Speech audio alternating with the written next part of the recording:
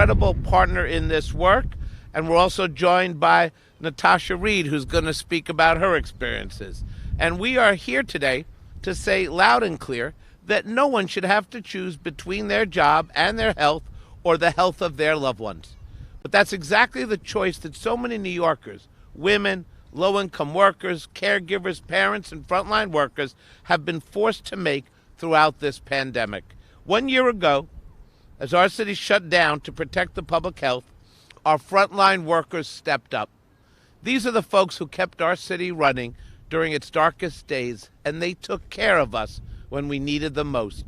But we have new data today that will show just how starkly we've left these heroes behind. Data that shows just how shamefully we left them to shoulder the burden of frontline jobs, part-time jobs, and caregiving without resources and support. In partnership with A Better Balance, my office conducted a survey of 1,200 New Yorkers to ask them about their workplace flexibility and caregiving needs during the shutdowns and throughout this pandemic. The results were truly troubling. Here's a snapshot of what we learned directly from impacted New Yorkers. First, more than half of women caring for children were forced to cut back on paid working hours compared to only 1 in 3 men. Women were twice as likely as men to need to take time off due to child care responsibilities. Women of color were more likely than white women to have to take time off to care for a child and less likely to have paid leave available.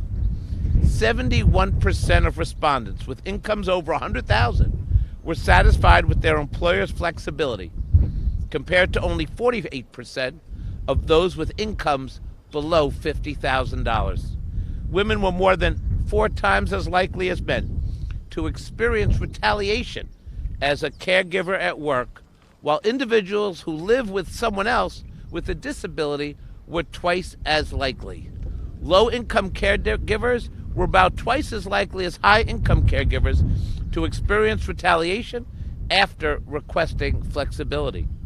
People of color were twice as likely to experience retaliation for requesting more workplace flexibility or because of caregiving.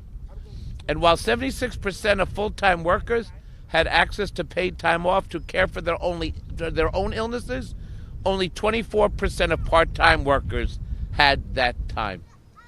That number went down to only 15% of independent contractors who had access to paid sick leave as well. The numbers speak for themselves, and they all point to one conclusion. Our policies left the most vulnerable to bear the brunt of the pandemic alone. As we build our city, we cannot reopen the same economy we closed. We can't go back to the status quo that left so many underserved and overexposed. Everyone in our city, regardless of gender, race, ethnicity, income, or disability, must be able to balance their health, caring for their families, and earning a steady income. So how do we get there? First, we must ensure equitable access to quality, affordable child care so that parents, mostly women, can rejoin the workforce. It's also beyond time to broaden New York's right to request fair and flexible work law. Let's strengthen outreach, education, enforcement of our city and state's human rights laws so that workers who need to provide care for themselves and their loved ones are able to do so without being penalized at work. We need to strengthen enforcement, outreach, and education for existing paid leave laws. Let's also enact robust emergency leave rights that expand permanent paid leave. We should strengthen workplace protections. We need to service all of our city. We have the power to build back better and provide all resources for our workers to get a fair shake. Let's get it done. I'm glad to announce this survey. It's something that I urge everyone to look at seriously so that we make the changes we need. And with that said, Dina, will you come up from Better Balance and give us your views as well? Thank you. Thank you. Sorry. Take that. I Yep. like the sticker. Oops. Yikes. Can you grab that? Windy morning. Got it. Thank you. Good morning, everyone. So, thank you so much, Comptroller. My name is Dina Baxt, and I'm co-founder and co-president of A Better Balance, and we're a legal advocacy organization dedicated to advancing justice for workers so they can care for themselves and their loved ones without risking their economic security. Since our founding 15 years ago, ABB has been at the forefront of the movement to end the care crisis and dismantle the systemic barriers that prevent workers, especially women of color in low-wage jobs, from working and caring for their loved ones, driving their long-term economic inequality. Our new findings and report with this Comptroller's Office, a follow-up to our 2015 joint survey, illustrates the care crisis in concrete terms and how the pandemic has brought these problems into sharp focus. I know we're all familiar with the disturbing numbers that show that women, particularly Black and Latino women, have been driven out of the workforce in droves, in large part because of caregiving responsibilities. What has been far less discussed is how access to supportive workplace policies already in place break down by race, gender, and income. Our findings show, as you just heard, that while access to fair and flexible work is highly desired across the economic spectrum, roughly 9 in 10 working New Yorkers surveyed indicated that they would prefer to work remotely at least some of the time if given the option. Access is highly uneven. Women, people of color, and low-income New Yorkers, overrepresented in frontline jobs, disproportionately face barriers to workplace flexibility and paid leave. You heard many of these statistics from the comptroller. I don't need to repeat them all. A few more. Low-income caregivers are twice as likely as higher income workers to experience retaliation for requesting flexibility. And despite New York City and state's groundbreaking paid sick and paid family leave laws, low-income and part-time workers still reported a widespread lack of access to the leave rights to they're entitled. While 88% of workers making over $100,000 had access to paid time off to care for their own illness or care for others, only 33% of low-income workers reported the same, indicating that many low-income workers may not be in practice receiving the paid sick time they have the right to by law. And 76% of full-time workers had access to paid time off to care for their own illness. Only 24% of part-time workers reported the same. This shows a critical gap in employers' compliance with and employees' knowledge of their rights, and we need to fix that. At A Better Balance, we hear through our free legal helpline, we've seen a sharp increase in the number of mothers and caregivers being pushed off the job because of lack of flexible scheduling, leave, or affordable childcare. This was an issue long before the pandemic, and one that frequently snowballs into lasting economic disadvantage. The bottom line is, these are not private problems to be solved individually, but rather these are matters of public concern requiring systemic solutions. New York City can and should be at the forefront of devising the solutions that ensure all workers, especially the most marginalized, can take advantage of their rights and have the legal protections they need to work with dignity and provide care. Women and caregivers need bold solutions to help them earn a paycheck and support their families. The time is now to ensure equitable access to quality, affordable childcare, expand access to emergency paid leave, broaden access to fair and flexible work policies, strengthen outreach, education, and enforcement of New York's paid sick time, paid leave, anti-discrimination laws, along with other key recommendations we lay out in our report. New York City can and must work to ensure the post-pandemic city is a more equitable, flexible one for New York City's caregivers. New York's economic security and the economic health of the entire city depends on it. Thank you.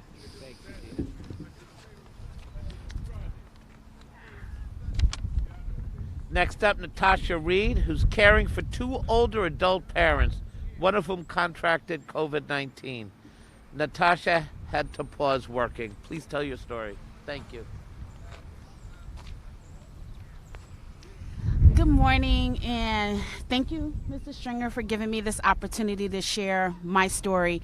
Again, my name is Natasha Reed. I founded a small production company to share stories of families in the Caribbean and about Caribbean culture and Caribbean life for, families that live here. And the pandemic, when it started, totally shut my business down. There was no opportunity for me to travel, to film those stories, and to come back and share them. And my office then shut down. So I was completely without a business, without work, and didn't know how to pivot. The resources that were available to me were little to none as an entrepreneur, and everything was more about, well, pick up yourself by your bootstraps. But when you live with two seniors who are 81 and 90, there's no picking yourself up by your bootstraps. You're also picking them up as well. And during this pandemic, my father contracted COVID-19, and we didn't know at the time. And I had to literally fight with his healthcare providers to get his services in home, such as an x-ray and blood work, because we were fearful of sending him to the hospital that he may not come back out. And challenging that was difficult in and of itself, because there was no place for me to turn to, no place for me to say, hey, how do I get X, Y, and Z? Now, throughout that entire experience, that left me not caring for myself. And being a caregiver, you're so conscious of giving care to others that you forget to care for yourself. That left me in a position where I didn't even know I was dealing with depression. And it's something that we don't talk about. People don't talk about mental health in a way that's positive and reinforcing. And when you hear the term depression, you think there's something wrong with you, versus just getting, you don't have the coping mechanisms to deal with life changes and, learning new strategies to do that. I was fortunate enough that I had friends who were open, who were, able to provide me with resources to find the help and support that I needed. But there are a lot of people in New York who are in similar situations to mine, right? Who don't have that access, who don't necessarily have those friends or those family members who can provide them with that resource. And I think one of the biggest things that we miss is that adult caregivers are going through just as much as mothers, just as much as fathers, as people who care for children, people who care for the disabled. My parents aren't disabled, they're just older, right? And they need someone around to advocate for them, because in a situation like this, they can't advocate for themselves 100%. So I think one of the things that I would love to see happen in the city is that when we talk about caregivers, that we look at it from a holistic perspective, and we start thinking about these stories, and that we include them in, our legislation and our practices. So thank you. Thank you so much for that. Thank you very much. Thank you. Thank you, Dina, as well. Better Balance. Look, survey says we have a whole lot more work to do to bring our city back. Survey says that we have to empower women, people of color who have been hurt very seriously in this pandemic as it relates to work and balancing childcare, and that's what Workplace Balance is all about. So I'm glad to be here, even though it's a little cold for all of us. Does anyone have any questions before we go? I believe could be a first good step to start changing things as city starts to recover. Well, I really think that this data can be very helpful to various city agencies, the city administration, to develop a plan to start thinking about how we can pay extra attention to the people who fell victim to this pandemic, who didn't have the resources or the programs in place to create that balance between childcare and work, to create that balance between making sure that you are able to pay the rent and not lose your economic situation, because we need more flexible workplace rules. And I think going forward post-pandemic, these are the issues that we have to continue to explore. And by the way, this survey was not just conducted because of the pandemic. We had partnered with Better Balance years earlier to highlight these issues. And what I think we found with the data is the pandemic just exposed what we pretty much knew going forward. Dina, do you want to address that?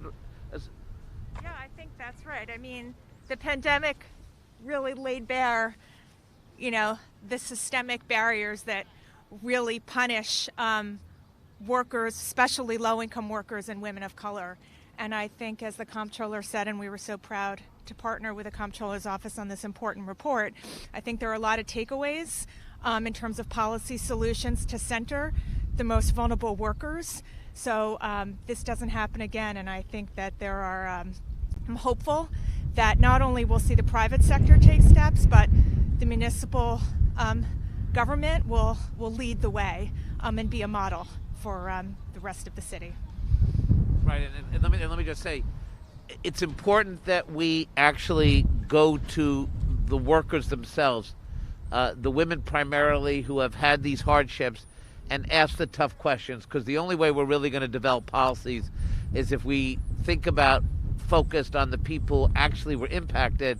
It's not always helpful when we theorize and we don't really drill down on what people are saying. And that's why this survey, I think, will be used by many elected officials and many advocates in private industry and public service. Yeah. I would just add one more thing. So at A Better Balance, we do run a free legal helpline, and we actually hear from women on the ground every day in the city and around the country. And it's been a nightmare. Women who are left out of critical legal protections, that are carved out, that now that the federal FFCRA emergency leave provisions have expired, many women, caregivers, but disproportionately women of color, really are caught between a rock and a hard place. And so these are not solutions in search of a problem. These are really meaningful solutions that will help the women that we hear from every day. All right. Well, with that said, thank you for coming out in the weather to discuss this very important issue. We're going to continue to follow up and work with advocates and government officials. Everybody be safe, and thank you very much. And thank you so much for your remarks. They really mattered.